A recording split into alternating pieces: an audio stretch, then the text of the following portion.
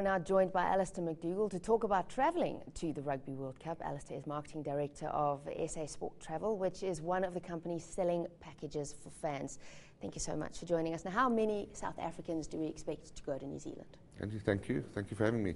I would imagine that there'll be anywhere between 2,000 and 3,000 people during the duration of the World Cup. Okay, and how does the ticketing system work? Is it as confusing as the Football World Cup seemed to all of us? It runs on a similar basis, yes. Basically, there are different levels, category tickets, which are stand tickets, and then you've got your hospitality tickets, which are sold directly by the Rugby World Cup, and they're purchased in the name of the person who purchased them.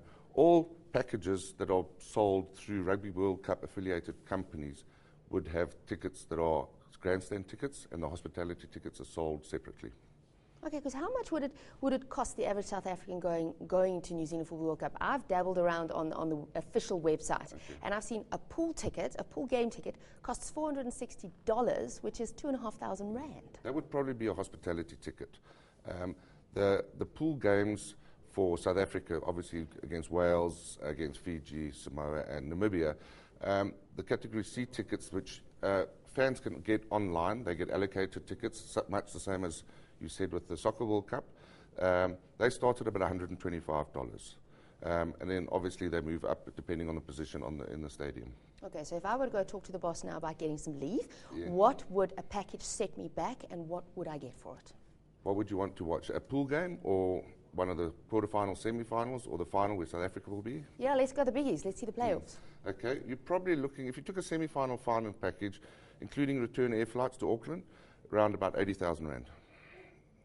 Wow. Okay, that's quite a lot. And okay, there has also been lots of talk that there's not actually that much accommodation available in New Zealand. Is that true?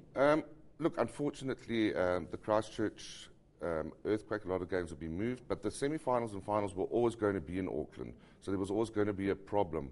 A lot of fans that have bought their tickets through the internet system have hired campers. They've used boats, which they will dock and then go in and watch them, because basically there is limited. And at the same time, a lot of the teams who see themselves going through to the semi-finals are obviously holding accommodation. They get, first choice in the top 4 and 5-star hotels. So yes, to answer your question, there is limited accommodation.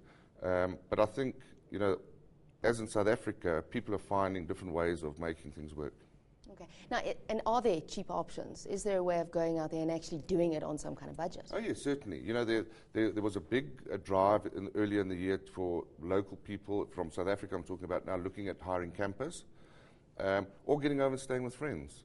Initially, everyone wants to stay in the hotel where the team are playing, obviously. But I think to get there and realize your way of getting, spending money, if you want to put it, that you can do the bed and breakfast route and then stay with friends or, move around in buses. So there are ways of getting around fairly cheaply in New Zealand. All right, Alastair, I'm sure you're going to be there. I'm going to be glued to my television, very jealous of your journeys.